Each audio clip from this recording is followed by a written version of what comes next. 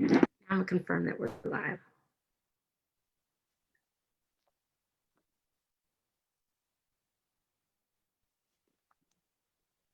Okay.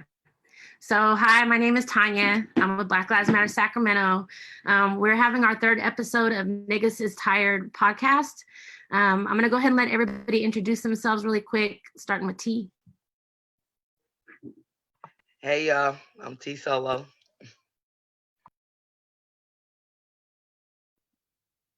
What's up, y'all? My name is Bishoy.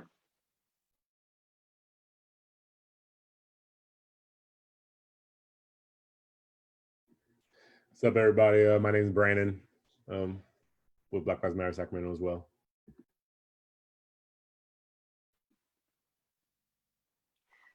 Victor, you were muted when you introduced yourself. That seems about right because I'm looking at it from another screen. Hi, folks. I'm Victor from BLM Sacramento. Perfect. I'm going to go hand it over to Bishoy. He's going to be facilitating this this episode this week. And we got a lot of good things to talk about. So go ahead, Bishoy. All right, y'all. So we got some definitely some interesting things to talk about. I think we've come at this point post-election. Some things have already started happening. We had a couple incidents within the last couple weeks already that I think are going to drive some of our discussion today. But I think one of the most immediate things that we definitely got to discuss that has been really, I think, a topic of discussion for all of us, but I think something that's become really to really everyone's purview in terms of just kind of coming to the surface, especially within the last few years, probably starting around 2016, but looking at the co-opting of movements and specifically the co-opting of Black movements, right? We see, I gave this example, I think last time, but we see, nowadays we see folks everywhere with Black Lives Matter, right? I mean, that those three words are synonymous with us just as much as they're synonymous with the NBA and these billionaire companies and corporations for profit, right? We know that ultimately, but I just want to see what we could dive in and really touch on with this topic. So, Tanya, if you'd like to start us off on that topic of co-opting Black movements.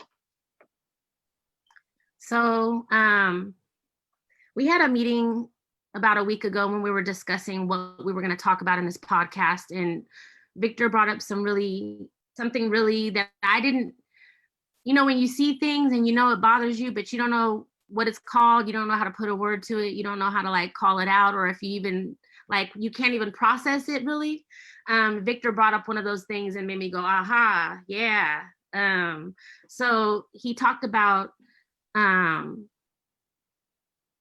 co-option from the aspect of white folks coming into our movements and learning from our strategies and learning how to organize and having a different agenda, which is what we've already talked about in the past, really joining the movements because they may want Trump out of office. So they're going to use Black folks to try to push their agenda. So these same folks are also taking information and learning from our movements and then starting their own movements that don't even include Black liberation. I've seen that in Sacramento where we've taken the word Black out of things.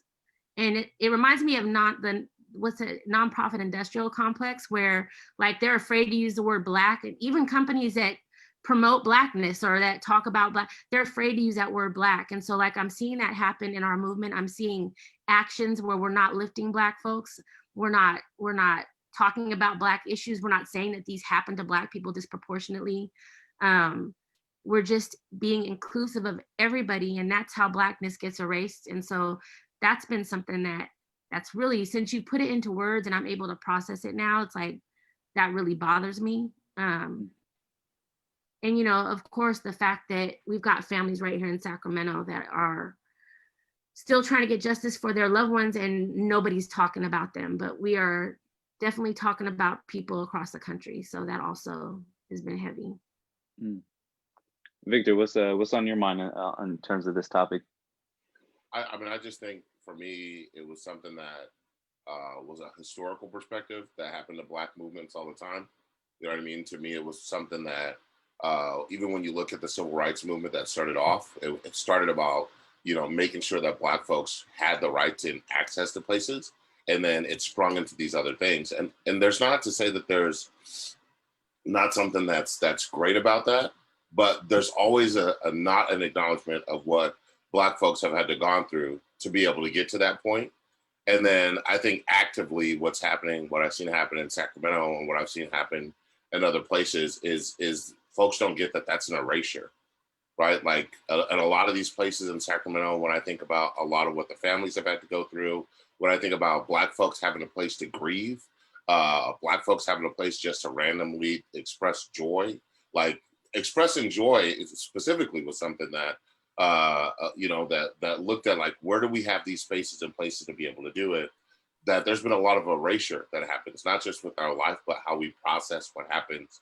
And so I've seen a lot of folks come in, learn a lot from Black movements, learn how we move, learn what we do, how we do, and how we care for each other, and then abandon that aspect of it and then move into a whole nother aspect of what they're working for. So for me, that's another sense of erasure of Blackness that's happened in that aspect of it, which is just harmful. You know what I mean? Because it in a way, is taking what's best from us, but leaving what we are and who we are behind.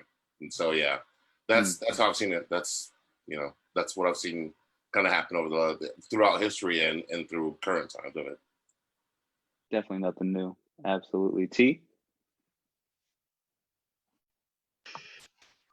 I feel like with all the recent, movements and protests and everything that has gone on, I saw different phases of it. And I felt like I began to see us phase out.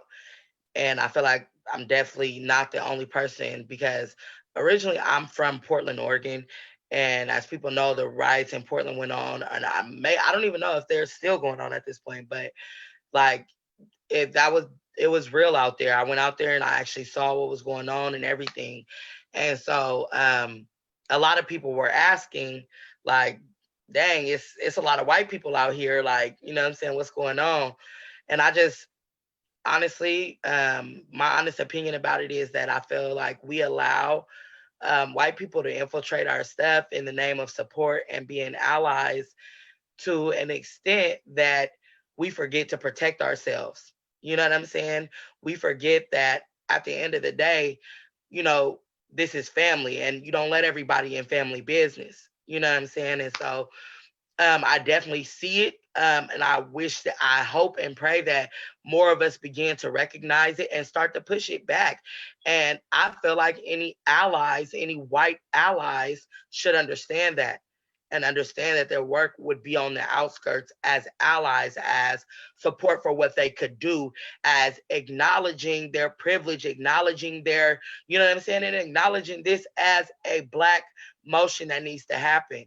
And so I see it, and I see how it hurts us, and I don't know if everybody understands how it hurts us, because we begin to take the blame. The brunt of the bullshit begins to have a Black movement on it, a Black face on it, and there are white infiltrators. There are white, you know what I'm saying? These are white actions. Like they're going out there busting windows with skateboards and stuff. They out there doing stuff that we ain't even gonna do. Like, you know what I'm saying? So it gets disheartening when you begin to see it evolve from, I feel like, the spirit of what it really was. And yeah, I'm glad that today we've kind of brought this to a platform, because I think that this needs to be spoken out and talked about and get people to start to think about these things. When you have an issue with your family, you don't bring in, you know what I'm saying, other people to help you. Y'all take care of that. That's what y'all do. And I feel like that's what white people do, because they don't hang theirs in front of us.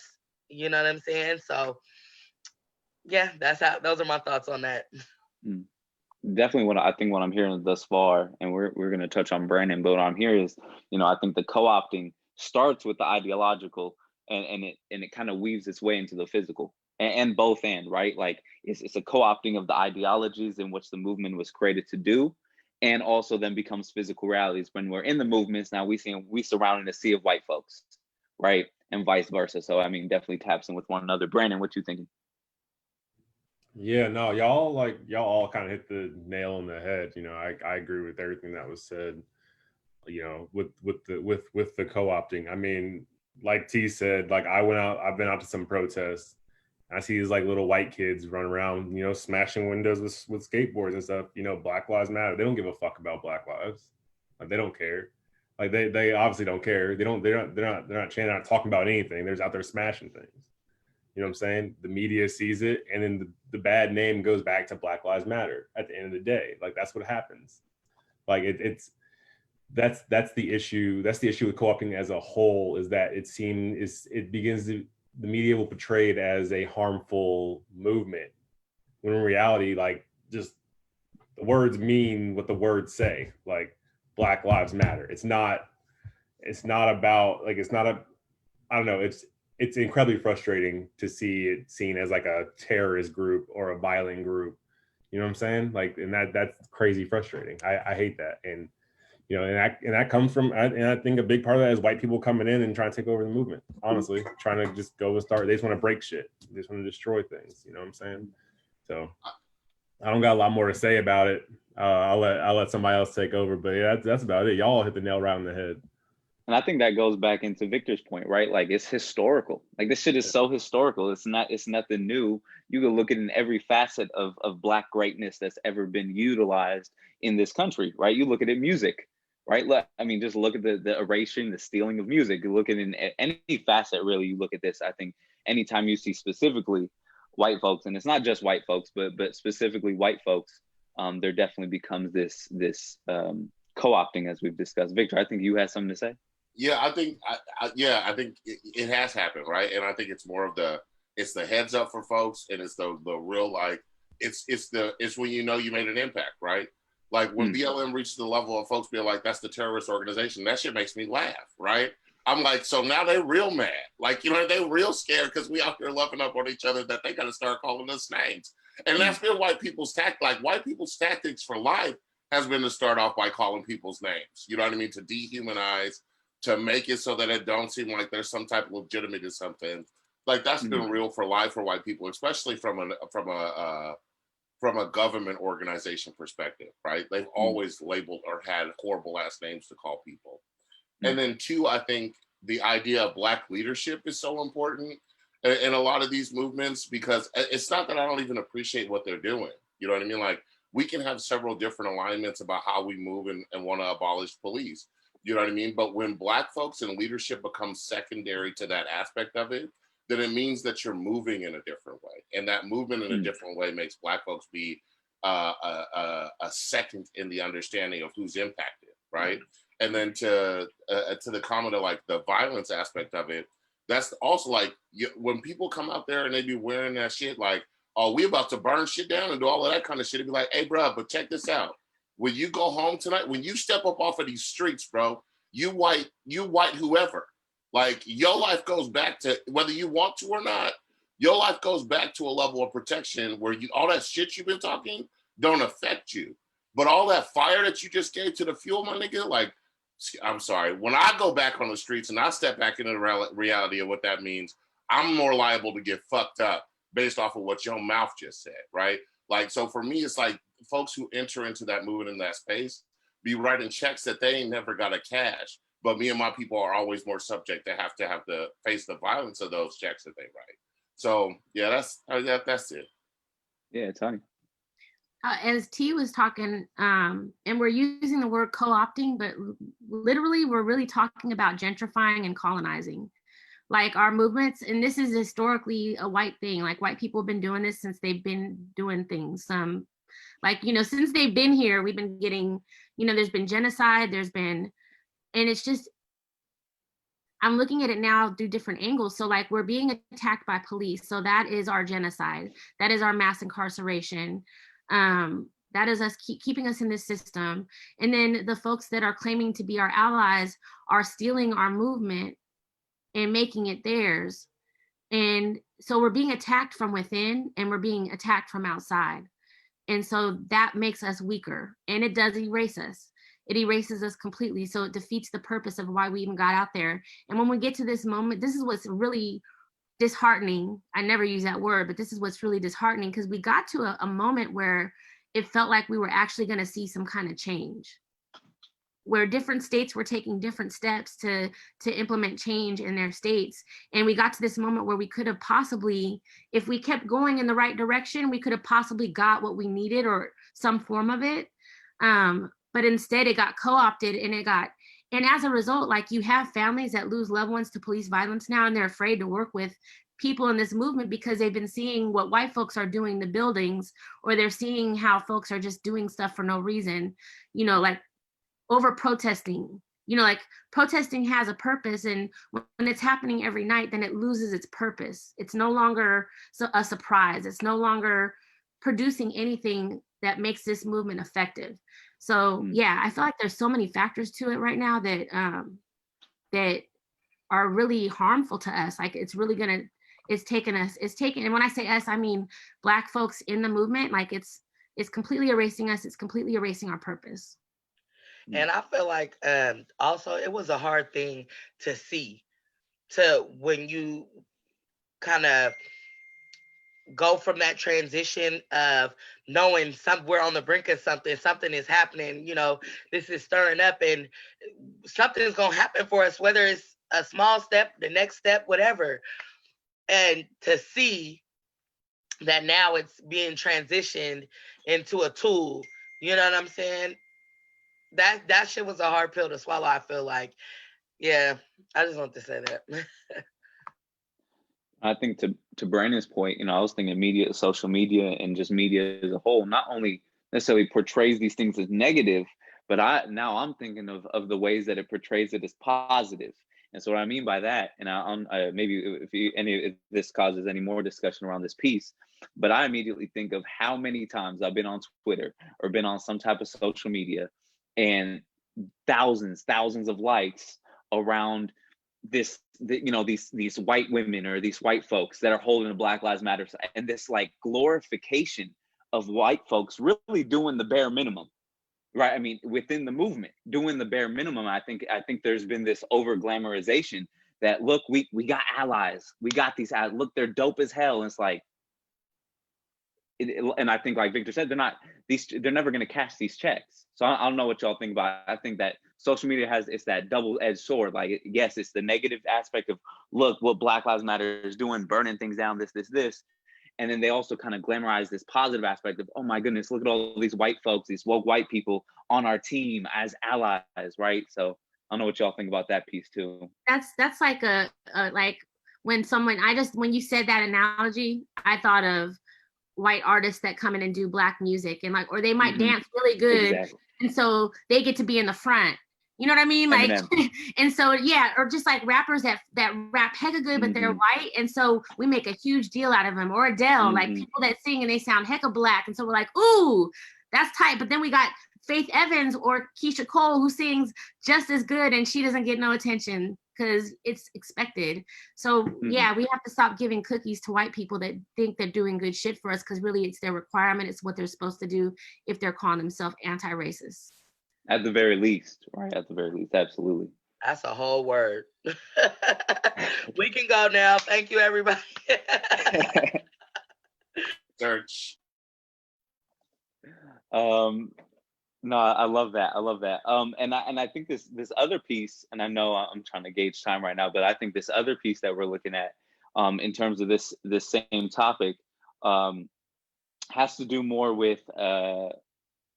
I think y'all spoke a lot about erasure, right? Come back to this piece on erasure. And so I think one of the biggest concerns then is around the erasure of the ideology. Maybe going back to that piece for a sec, of the erasing of ideology, right? Or especially the watering down, right? Like Victor had this key piece of like, we can have these different ideas of how to abolish the police, right? But then it becomes different when the co-opting of the movement becomes from abolishing the police to police reformation, right? Or instead of this, let me bring it down so it's a little palpable for these white folks, or so it's palpable for these big billion-dollar corporations that just because they got BLM on the hardwood floor, So I think just going back to that piece, Victor. Sorry. That'd be the reason for the erasure, though. That'd be the reason why they don't want somebody like Tanya to lead an organization. Like, to me, that'd be it'd be about that, but so that they can make it palpable. You get what I'm saying? Like, you got to be on guard for the idea who wants shit to be palpable to somebody. Like, ain't none of this shit. I'm sorry, I'm a read. Ain't none of this palpable to me. Ain't none of this a point where I get up in the morning and I like to digest none of this. So I don't really give to ideas about how something has to be broken down to make sure that Karen understands that when I say abolish the police, that means reform to give the money that I already pay these people who are killing me back to my community so that I can live. Like, if you want to be a real ally, bro, go talk to your people like that. Leave me alone. Like, I got enough about what I got to do. But if you want to be palpable with it, you want to make it so that it's livable for them, then you go talk to her, and not talk to her in the forms of what the government needs to do or how that needs to happen. Go educate your people as to why, when I say they need to be gone, when I say I didn't say reform, I said abolish. I want all their money taken away. You want to know why? I don't need them. The reason that they're here is because all the money that goes to them makes it so that they have to exist. My whole community starves based off of the money that they get. So that people who say they don't understand, who say they don't get it, get to be like, but I don't understand. I love them. And that's the same folks who infiltrate on the other side, but are giving birth to the same people who are killing me. Like, it's a double aspect of it. The erasure is needed. It's needed to be able to make it more palpable so that they can have it be like, oh, well, we're just going to end up doing the exact same thing we were doing last Tuesday. We're just going to put a twist on it that says, we now understand what you're saying. No, that's not an understanding, bro. That's literal death. We can't just not. To me, it really just becomes, I'm sorry. Well, I just really quick, because somebody's asking a question and they're asking, why are we blaming white people for our issues on our post? And so I just want to address this. And it's Christine Smith. I don't know who she is. I haven't been to her page to see what she looks like. But the topic that we're talking about is allies. So we're talking about white people right now. So please catch up with what we're talking about. And we're going to continue to cover the co-opting of our movement, because that's what's happening and white people are doing it. Thank you. I'm sorry, go ahead, T. So it begins to become white people taking care of white folks. Like, you know what I'm saying? They begin to switch it to their agenda, because that's always what it's going to be about for them. That just like it should be about that for us. It should be about us taking care of our agenda. And if you're not a us, you just can't do that. You know what I'm saying? Like, of course, if they infiltrate it and take it over, they're going to do what's good for white folks. Dumbing it down, dulling it down like Christine just tried to get us to do. You know what I'm saying? That's all going to just switch it back into what it was, comfortable for them. No, yeah, I mean, absolutely right. I think example one, white people protecting white people. You know, I don't know. Again, we don't know necessarily what Christine looks like. We're giving her too many shout outs, though.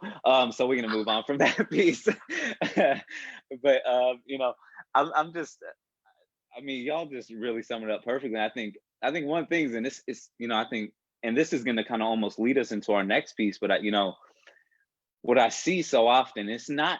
You know, I always think about this piece of, you know, we can't get caught up comparing the lengths of our chains, right? However, right, there is a recognition that I think there are folks out there, specifically white folks, that it's almost it's almost like dope as hell to be oppressed. Like, it's almost a statement, a fashion statement, as you know, like in some way it's like, I want to be oppressed, right? And it's so weird. And it's not to say white folks aren't oppressed, right? I mean, in a way, obviously they are.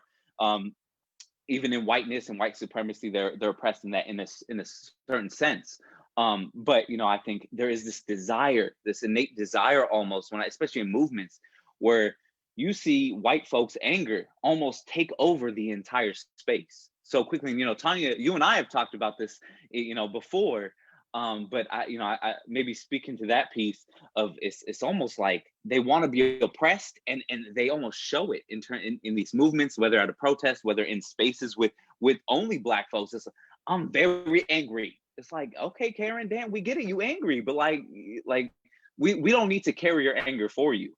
You know what I mean? We don't need to carry your anger for you. So I don't know, thoughts around that piece of just kind of that need to want to be oppressed, or to want to, like, yeah, I'm oppressed too. Like, okay, Karen.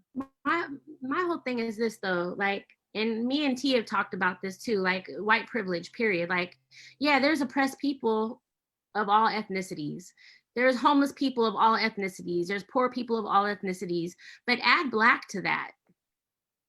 That's simply all you have to do is add Black to that. Add Black and homeless, Black and single mother, Black and whatever your oppression is, and it's going to be 10 times worse, because being Black is, you could be Black, and I've had white homeless people act racist towards me. You know what I mean? Like that's how deep it gets, to where someone that is physically more oppressed, as far as like they don't have a roof over their head, right? Well, I do, has a nerve to be like, you know, fuck you, you N-word, you know. It's just like, wow, you know, I've had that happen. And it's like, okay, that's privilege. That is a superiority complex that people have been, it's been ingrained in their heads. I wanted to walk back though to the last go round. My last comment was only to Christine. So you had said something to you, and now I forgot. Jesus.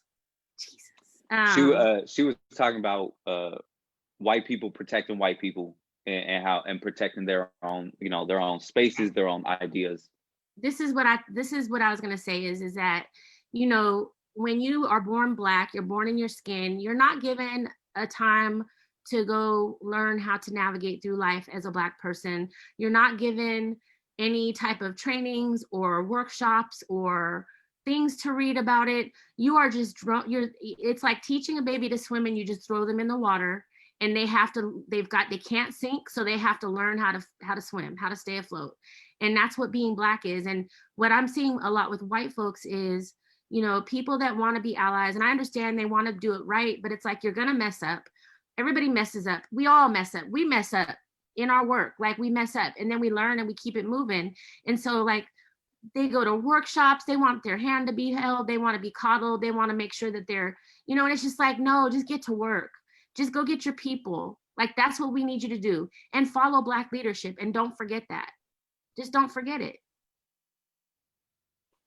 No, absolutely. And taking criticism. I think that's some that just can't be done somehow, but that needs to be done, right? Take the criticism, because it's for growth, right? If you part of the movement of any color, you got to grow in this. And if you think you don't have room to grow, then you're only an obstacle to the movement. Let's transition over to this next piece that, surprise, surprise, has to do with white folks a little bit. We saw, what was it, about a week and a half, 2 weeks ago? Was it that?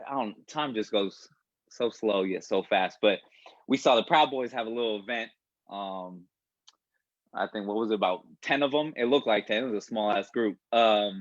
They should have probably stayed home with that size. But they, you know, they had their event. And we saw, obviously, when these things happen, we see, you know, confrontation, we see altercations at times, and obviously, usually, and almost always initiated by white supremacists in some form, whether on either side. But, you know, let's move into this piece of confronting these white supremacist, white nationalist organizations when they are on our streets. And what does that look like? What does that mean? And so, you know, maybe let's see, Brandon, go ahead, maybe start us off on this one. Yeah, like, I don't know, I gotta tell you, a part of me, it's like, you know, self-preservation, you know, like, just growing up Black in this country, like, the thing is, like, I'm trying to avoid this whole situation, like, all these situations, you know what I'm saying? Like it was like, at the end of the day, like, anything happens to me at one of these events, you know, they could use any one of those buzzwords on television, you know, with a bad photo of me, like, yo, he was dangerous, yo, 6'4", 260-pound Black man, like, you know, like, I could always be seen as a threat. You know what I'm saying? I end up at one of these events, if I want to, like, yo, I want to clap back at one of these dudes, in my life, nothing's gonna happen to them. They can figure out any way to justify my death or any way to justify me being maimed or any Black person, honestly. I mean, our skin's weaponized, you know? Them being able to go out and congregate like that and just, you know, be racist, awful, xenophobic, homophobic, you know, every single thing. That's a privilege that they as white people have to be able to go out and just do stuff like that. Cops aren't fucking with them. Cops aren't bothering them. Well, y'all saw that what was it, that million MAGA march in DC, and it was here and it was everywhere, you know. Cops aren't messing with them. They were messing with them. White people were or not necessarily just white people, but down in like Huntington Beach to protest the fucking curfew. You know what I'm saying? Like, you know, like what the fuck? Like nothing's happening to them. Like I personally, the way I see interacting with them, I'm staying away. I don't need that.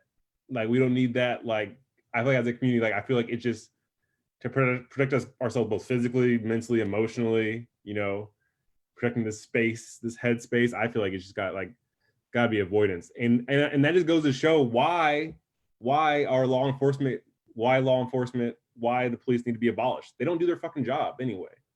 They don't do their fucking job. Like you can't be out here like spewing hate and, you know, possibly committing all these like violent crimes, all these different things. And nothing happens, nothing, because they have white skin. They're very good people. They're very nice people, or ever on both sides, as they like to fucking say, all that shit. You know, you know, I Fun. I don't. Yeah. So there's been quite a few in the last couple of months. There's been quite a few events held by people that support Donald Trump. And as a result, you get a lot of Proud Boys out there, Boogaloo Boys, and their names are goofy, so I hate even like saying them. And then you've got protests that we've had that there's been encounters where folks have gone to Placerville and gotten confronted by Placerville folks and white supremacists out there, gone to Nevada City and like physically been assaulted by folks in Nevada City. But more recently, you know, there's been events where, you know, MAGA folks will come and they'll have, you know, whatever protest they're having for whatever reason. I don't even understand why they're protesting, but for whatever reason, they're having a protest. And, you know, there's folks in our community that will go and confront them. And so I've always been like, you know, as Black people, we live a life of trauma. Like we live in trauma. We might think we don't, or we might be used to it, or we might think it's a norm, but it's not a norm. We've learned how to survive, and that's being resilient is great, but it's also not great. Like, and so I don't think that Black folks, we should be in spaces where we're going to add more trauma to our lives. And that could also inflict danger on us. Now, I understand some people want to beat their chest and get it out of their system. I'm not going to police my people, but I personally am not going to do that. Now, on the other hand, the other day, MAGA folks had something at the Capitol. Some other folks on the left had something at Cesar Chavez Park. MAGA folks decided to walk to Cesar Chavez Park and start a fight. Now, when that happens, I think as a community, we should be prepared to tear shit up. Like, and I'm saying that, and I'm not trying to like incite nothing, but like, if you come into my space, if I'm gonna go fight somebody, I'm not going to where they hang out with all their friends, because then all their friends are gonna jump in, right? And I'm gonna get beat up. But if you come to my spot and you try to fuck shit up, I'm gonna make sure that you never come back here again. Ever. You do not want to, I don't want you to ever feel comfortable coming into my space and thinking that you can hit me. So that's what I feel like as a people, we need to be more prepared for those types of situations in the most creative ways possible, because they were deep and the police did not have our back, and people get mad about that. And it's like, expect it. The Proud Boys, the police, they're carrying Blue Lives Matter flags. They support the police. The police are not going to hurt their supporters. So yeah, I think we should be prepared for that, but don't incite it. Don't go confront them. It's stupid. It's not smart. It's not strategic. You're not going to get any good result out of it. You're not going to get no freedom out of it, no liberation out of it. All it is more trauma. Victor. I think it just shows, right? I think when, I think this MAGA stuff is a new representation of it. But when you look at Sacramento proper, you know, their labor movement or whatever the KKK was calling themselves that day, showed up to the Capitol. You know what I mean? And the counter protests that showed up there, they stabbed like 6 people. You feel me? Like the KKK stabbed 6 people on the Capitol lawn. The police had literally had their arms draped around the KKK while they was burnishing weapons. He had a big ass board in his hand, and it's receipts. Like it's a photo showing exactly what happened. You know what I mean? Like, and then to me, you got to look at this stuff as those types of protests, those types of rallies talk about the systemic change that needs to happen. So when you look at the outcome of what happened at that rally, the district attorney, who was supposed to be the person who was supposed to be claiming law and order, right, showed her whole hand. Did she prosecute anybody who stabbed anybody who had their arms draped around the police? Nah, she didn't do none of that, right? She prosecuted everybody who got stabbed. She prosecuted the victims of a stabbing at a protest. So for me, when I look at those things, I think it highlights the systemic change that we're fighting for, and the place that needs to be confronted is those people who hold the tools to be able to leverage that systemic power. Yeah, the police are going to drape their hands around them. Yeah, the police are going to allow for them to have weapons. The police are happy when they get to stab people up, and the district attorney has no problem going out and then prosecuting the people who were stabbed. Like that is the trauma that we live through. So for me, I think in those aspects of it, to see these new aspects of how it's grown at a level where people feel like they can put on their red hat and just come out and spew their hatred is one aspect of it. 2, I think a lot of it, like a lot of these things were, I mean, it was comedic to me, like folks who were like the anti-maskers or whatever that came out, and it was like, oh man, the police, how dare they? You know what I mean? I'm out here exercising my First Amendment right, and these police is out here being crazy. And I laughed because I'd be like, bro, the police just took my homie, and I'm out here trying to lift their name. And y'all talking about what the police do, like they got when we come out to the street, we don't even come out to when we come out to the sidewalk, bro, it'd be 14 helicopters flying around. It'd be motherfuckers on horses coming up out of, like, when I say they pull all the stops out just for us coming to collaborate and be like, hey bro, we just want to grieve real quick about the person we lost in our community. We just want to hold each other. When I say the fanfare that happens from y'all ain't seen nothing. We get tear gassed. We get, like, that's just from us coming to spaces. We ain't even trying to tear nothing down at that point. We just be coming together to grieve. So y'all saw a little taste of what the police can flex on you when they showed up at a Capitol because you don't want to wear a mask. Bro, when we come out to grieve our community, it's no stops. Like horses, people on horses come out after us. Helicopters come out. Like just us being together in a group is a crime of itself. So like that, like what they face when it comes to the police, I'd be like, well, welcome to the club a little bit, but just a skosh, not even real. Like, but what we face when we come out for just to grieve a loss in our community is unimaginable. And people are now finally starting to see the idea of the level of what gets ended up. Like the police come out with everything when we show up. When these people show up, they come out ready with open arms to make sure that they're okay. And the district attorney comes out ready to make sure to save them in every aspect of the violence that they do. So to me, it's an idea of being aware of the systemic stuff that we face and where we can actually go and leverage our attention. T, what's on your mind? I definitely feel like it's more white people pushing a white agenda because it becomes a trap for us. You know what I'm saying? Definitely the trauma in our lives can make us at times ready. You know what I'm saying? Ready to respond, ready to react, ready to relieve some of this aggression built up and pent up. You know what I'm saying? And so when white people try to take us into these spaces to fight a losing battle, you know what I'm saying? That's pushing the white agenda, which is to keep us weak, to keep us little, to keep us, you know what I'm saying? So like Tanya was saying, that was one thing we knew growing up. You don't go to nobody's house to fight them. Your mama gave you a whole speech around that. You don't go to nobody else's house to fight. You know what I'm saying? So it don't make no sense for white people to be driving us and our movements into these spaces where we have no chance of winning at. And then they're not there for us when they come into our space. Where's that same fight? Where's that same drive? Where is that same, like, you know what I'm saying, emotion and real life? I'm sorry, y'all. Come get your brother, please. The price of doing this at home, y'all. Sorry about that. But apologize for that. I'm over here snapping on the side, like. But yeah. So I just feel like it's easy to look at it initially as a Black person and say, yeah, ooh, yeah, I want to fuck them up. I want to go in they shit and mow their asses down. You know what I'm saying? But without a plan, we plan to fail. And you can't go into somebody else's space with that somebody leading you into it. You know? It just doesn't make any sense. And I don't think that that is a us thing. And for as little response as there is when they do come into our spaces, I definitely don't think that that's something that we need to be doing. So that's how I feel. It's a trap. It's a death trap.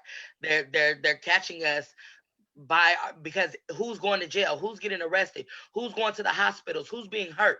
You know what I'm saying? Like, and then they're preying on our children doing that, because it's the young ones that's really with that heart, with that movement. You know what I'm saying? It's really our young people. So we got kids out here getting shot in the eye with rubber bullets based on a movement that was initiated and infiltrated by the people that we're, you know what I'm saying? It's just not by the white folks. It's just not making any sense to me. And I just feel like our community, we need to open our eyes, because we always are trying to open the eyes of white folks. But at the end of the day, their eyes don't want to be open. You know what I'm saying? This is comfortable for them. They're okay. So we have to open our eyes and each other's eyes and be willing to hear these things, because all that, you know, love and peace and light and that all sounds good, but you cannot deal with someone who's pitting themselves as your enemy like that. You know what I'm saying? And when they're coming in here killing us and our kids, we gotta put a separation. I don't know who's who at this point, so I gotta move everybody out the way. You know, and that's my thoughts on that. On us going out there ready for battle in somebody else's space. Also, and I'll be really quick because we've got 3 minutes left.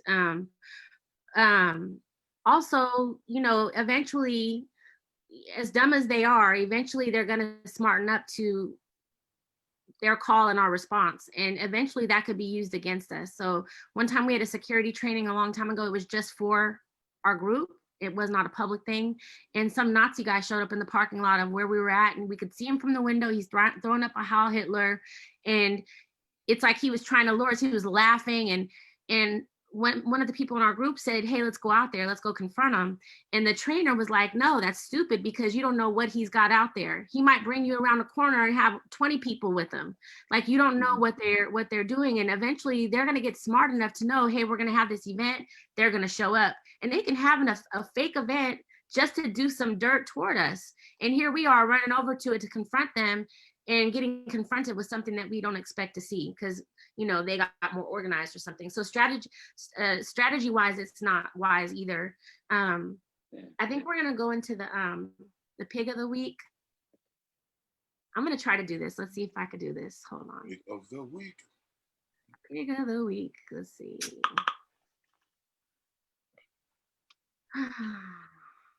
Bear with me. I'm gonna try to share my screen on this thing. I'm not good at this. You know, I think just to even close off that piece, just as you working on it, you know, I think just in my mind, I think mentally, when I think of, you know, when we even use this term inciting, and, you know, usually the next word is violence, or, you know, that violence word gets thrown around so often. You know, I realistically, I look at it as our people cannot really commit acts of violence against others, right? I mean, everything that is done is in self-defense. And to me, it's, you know, and that's not to necessarily say or to go against, right? Because I think the same thing, you know, Tanya, as you closed off and saying that it's dangerous, and you know, even though, you know, they call themselves Boogaloo and Proud, they, you know, they could think a little bit, right? And they can change, and they could, you know, eventually trap some folks who are looking to counter protest. And so, you know, I think one thing is to also, I think, acknowledge just the fact also that, you know, for anyone who does feel that way of like, you know, even just going to these events and flipping folks off, none of that, I think just remembering that it's different when it's us doing it and when white folks are doing it, right? I think Tanya, you spoke to that piece earlier, just around policing our own people. It is different when one of us is doing that to the police across the line, and it's a white person doing it. You know what I mean? There's feeling, there's trauma, there's reason behind why we might do it, and it's guided. You know, when I see, you know, a white boy coming up, flipping off the police and doing stuff, is, you know, where is it coming from? You know, is it just to be there and just to almost kind of like create a even deeper space of whiteness, and exuding white rage, which then becomes dangerous for both sides, you know? So that's just something that came to mind for me. Colonizing Black anger. Mhm. That was a great point, though. Mhm. I'm gonna try right now. Let's see what happens.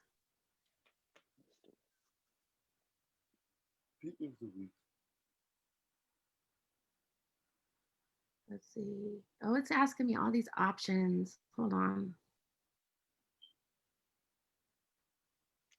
Okay, I don't think I'm gonna do it. I'll share his picture because it keeps saying preview unknown, so I don't know what it is that is gonna show. Okay, so what I'll do is I'll share his picture. Is Officer Katrikala? Is it Katrikala? Katrikala? Katrikala, is that how he does it? He caught something. Officer Katrikala, he is an professional baseball player. He left playing professional baseball to work for the Sacramento Police Department. Geez, I want to show his picture so bad. The reason why he's a pig of the week is because of all the terrorism that he's done on the Black community. He used to be in the gang unit, either the gang or the pop unit. He used to be in Oak Park. I know one time I pulled up to my friend's barbershop and he was behind the barbershop terrorizing the barber and the barber's friend that were out there talking. And I found out that he did that weekly. Like, he would go to the barbershop, terrorize them, his legit Black owned business, terrorize them, follow the people that were patrons, follow them home, and basically make it so people don't want to go get their hair cut. He also, this is in the newspaper, there was a boy that was a victim of some type of violent situation, and they wanted his cell phone. And while he was in the hospital, I guess his liver was not functioning without, you know, being connected to tubes and stuff.